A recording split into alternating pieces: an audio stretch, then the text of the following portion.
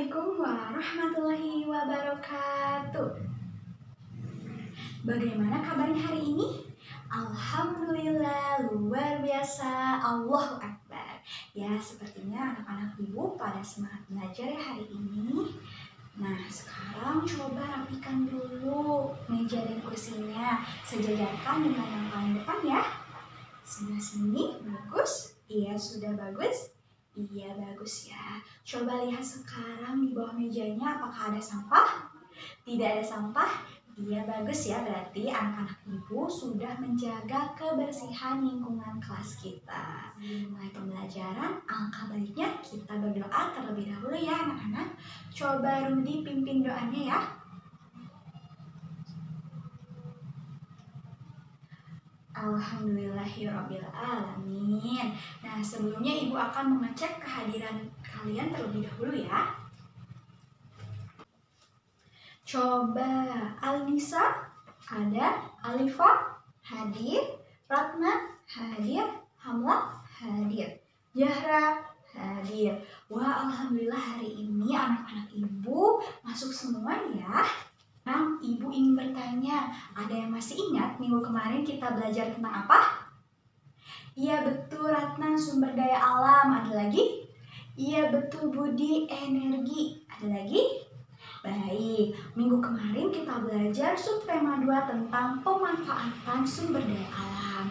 Nah, seperti yang kita ketahui ya, bahwa sumber daya alam tidak dapat terlepas dari energi. Nah, sumber daya alam dibagi menjadi dua, yaitu sumber daya alam yang dapat diperbaharui dan tidak dapat diperbaharui. Coba sumber daya alam yang dapat diperbaharui, contohnya seperti tumbuhan, hewan, sedangkan yang tidak dapat diperbaharui, ya betul Ratna, minyak bumi, gas alam, dan batu bara. Kemarin juga kalian sudah belajar tentang gagasan pokok dan gagasan pendukung ya?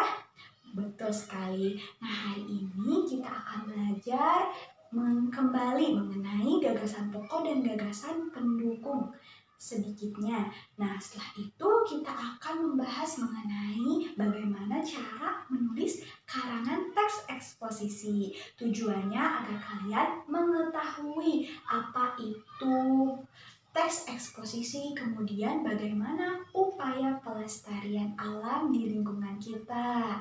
Nah, hari ini kita akan belajar tentang tema 9 karyanya negeriku dan subtema 3 upaya pelestarian alam di lingkungannya.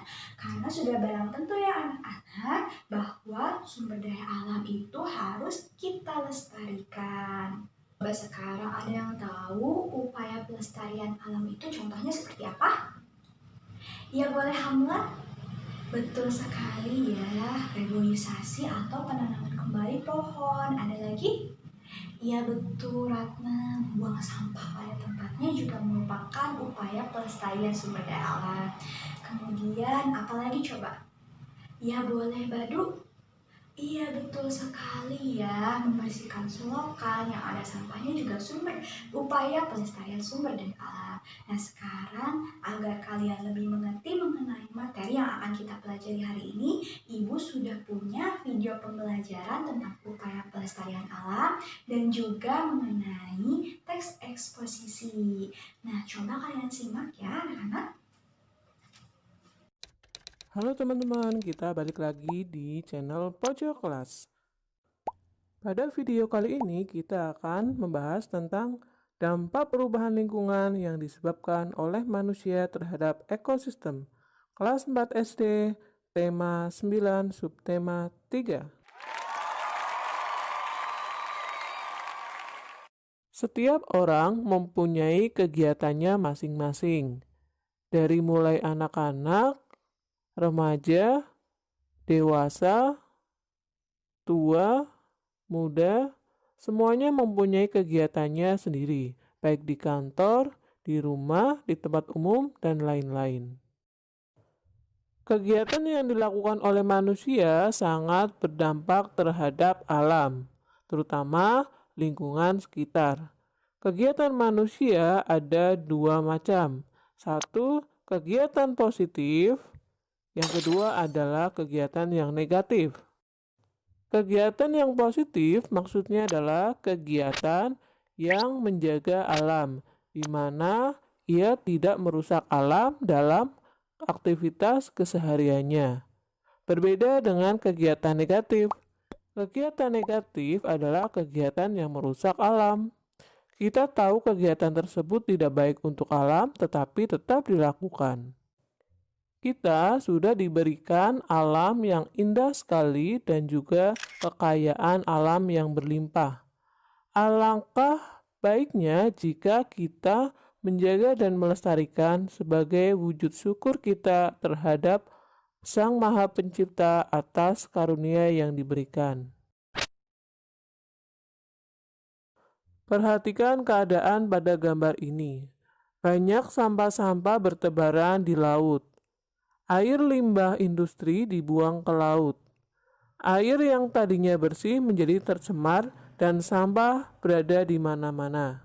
Ini adalah salah satu dampak dari kegiatan yang manusia lakukan yang tidak memperhatikan alam sekitar. Dari mulai membuang sampah sembarangan, apalagi secara terus-menerus, akan berakibat fatal untuk keadaan lingkungan.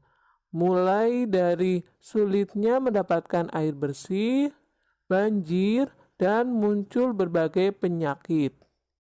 Tidak hanya manusia yang menerima akibat dari perbuatannya terhadap alam, namun makhluk hidup yang lain juga akan merasakan dampak buruk yang dilakukan oleh manusia terhadap alam, serta merusak lingkungan abiotik, sehingga ekosistem akan terganggu.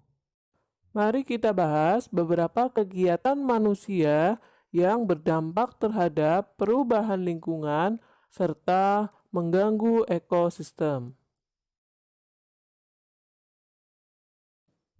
Yang pertama adalah penebangan pohon secara ilegal dan pembakaran hutan.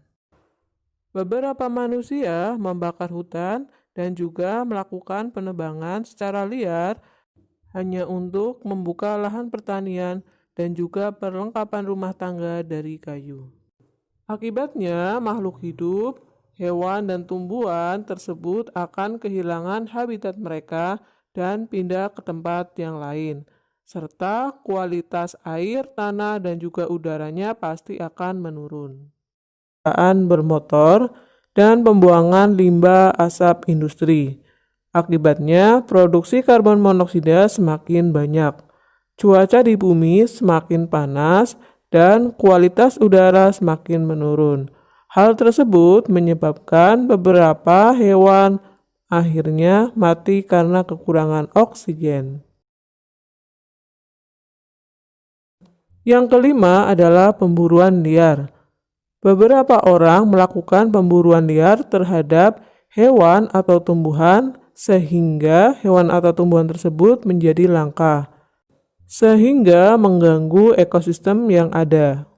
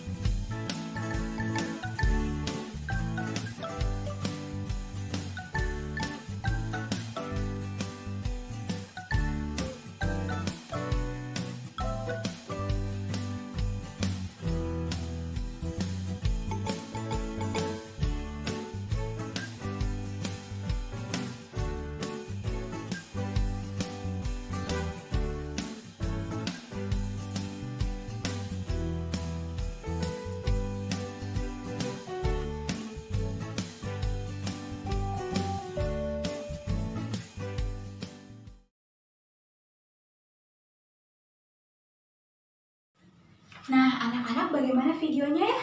Iya betul sekali, kita sebagai manusia harus tahu bagaimana cara untuk melestarikan sumber daya alam yang kita miliki.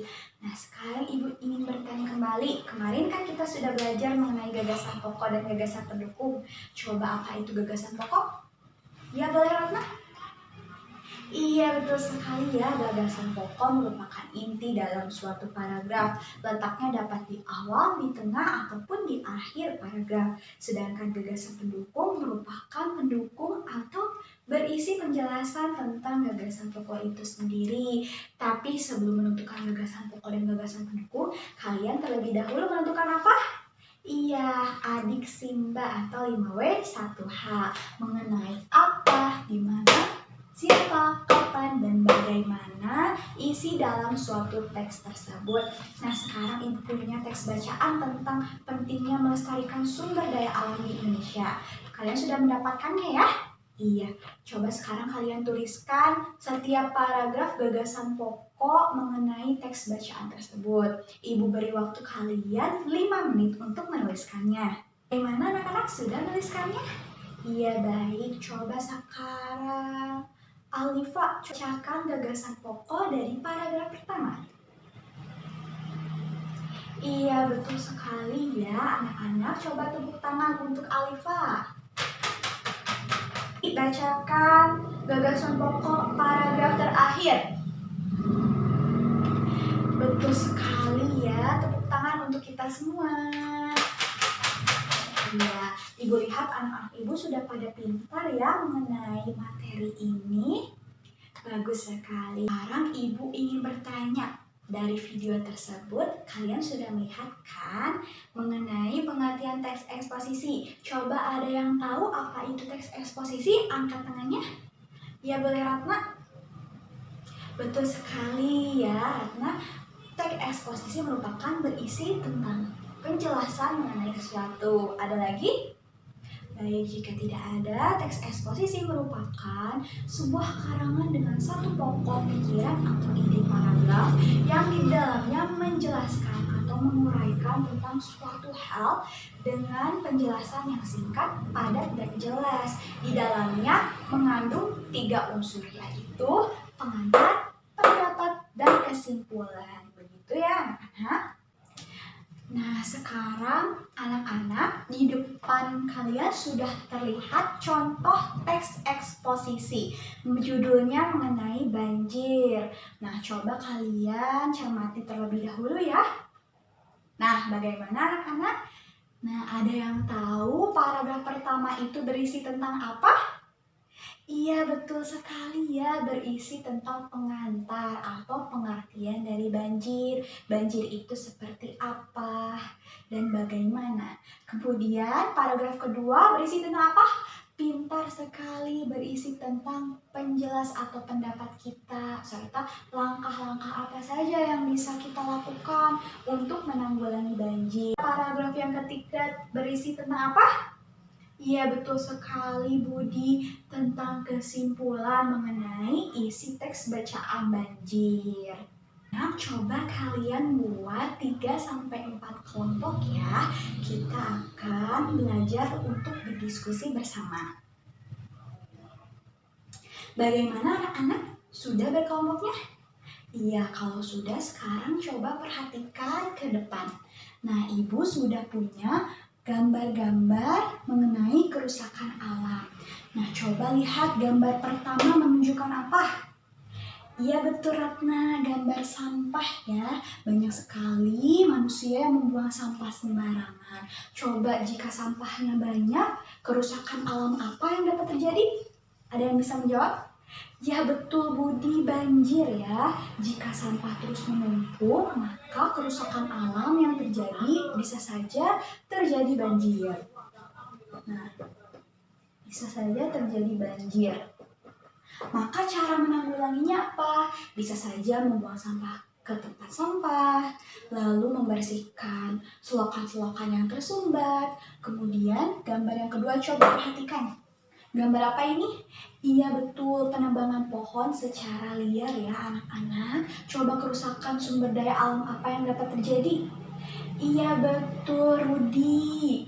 Longsor ya. Longsor bisa saja terjadi apabila sudah tidak ada pohon-pohon yang ada di pegunungan ataupun di daerah tersebut. Longsor ya. Maka upaya yang dapat kita lakukan apa? Mereboisasi, menanam kembali pohon-pohon, kemudian merawat tumbuhan ya. Yang ketiga, gambar ketiga tentang apa? Iya, ini merupakan asap pabrik ya anak-anak. Kemudian ini juga ada kebakaran hutan. Maka ini merupakan contoh kerusakan alam. Iya betul, Rudi. Polusi ya. Nah, upaya untuk menanggulanginya, kita bisa saja untuk tidak menggunakan kendaraan bermotor atau mobil yang sekiranya dapat menyebabkan banyak polusi. Apabila sekiranya kita bisa naik sepeda atau menggunakan hal-hal yang ramah lingkungan, kita harus menggunakannya. Begitu ya anak-anak. Nah sekarang ibu ingin kalian membuat karangan eksposisi dari 3 topik ini. Kelompok 1 membuat karangan eksposisi tentang banjir, kelompok 2 tentang longsor, dan kelompok 3 tentang polusi ya anak-anak. Nah, sekarang ibu punya lembar kerja peserta didiknya. Coba kalian lihat terlebih dahulu ya.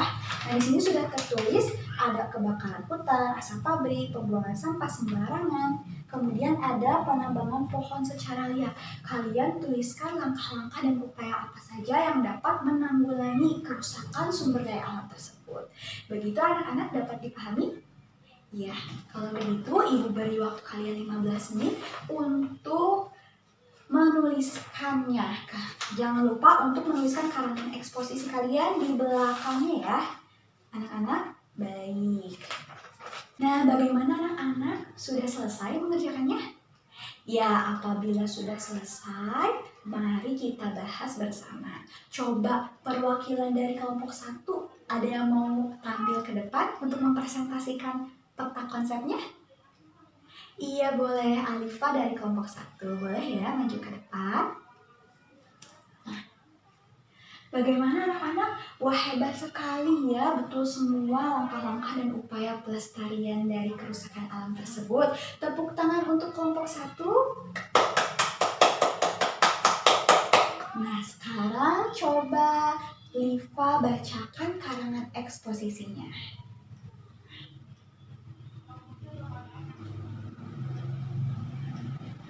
Wah, bagus sekali ya anak-anak karangan eksposisinya. Di dalamnya sudah terdapat pengantar, pendapat, dan juga kesimpulan dari teks eksposisi tersebut. Iya, tepuk tangan untuk Alifa, bagus sekali ya. Nah, anak-anak, apakah ada yang mau ditanyakan? Atau belum dimengerti? Tidak ada. Baik, kalau begitu sekarang Ibu punya lembar evaluasi untuk kalian kerjakan. Ibu beri waktu kalian 10 menit untuk mengerjakannya. Kalau sudah dikerjakan, boleh dikumpulkan, diestafetkan, dan disimpan di meja paling depan dulu ya anak-anak. Gimana anak-anak? Apa ada yang mau ditanyakan? Tidak ada yang mau ditanyakan? Baik. Coba siapa yang mau membuat kesimpulan dari pembelajaran kita hari ini? Boleh, Liva?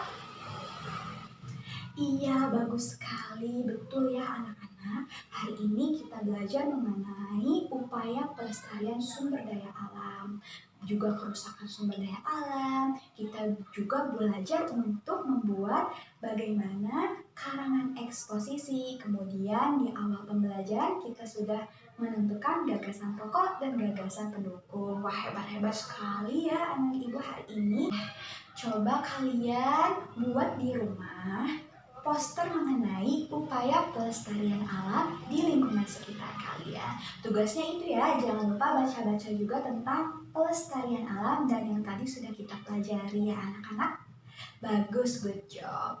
Nah, apa ada yang mau ditanyakan? Tidak ada? Baik, jika tidak ada yang mau ditanyakan, pembelajaran hari ini dicukupkan. Mari kita hamdalah bersama-sama. Alhamdulillahirabbil alamin. Jadi pimpin doa ya.